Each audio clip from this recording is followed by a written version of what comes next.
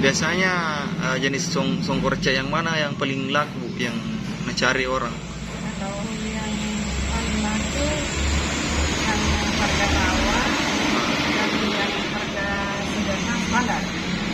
Harganya mulai berapa harga? Kalau harga maksudnya eceran ya, mulai harga 70.000 Iya. sampai harga 2 juta. Yang paling mahal kita jual ada berapa? Tapi kalau misalnya di sini 1.700.000 per tembaga.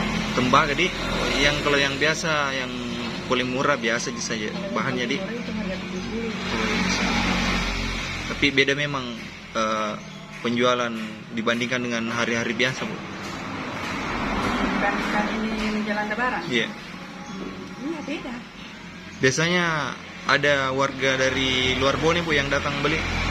Kalau biasanya kalau misalnya bukan menjelang hari lebaran, kadang orang dari luar, orang pendatang, Oh iya. kadang lewat singgah di sini beli.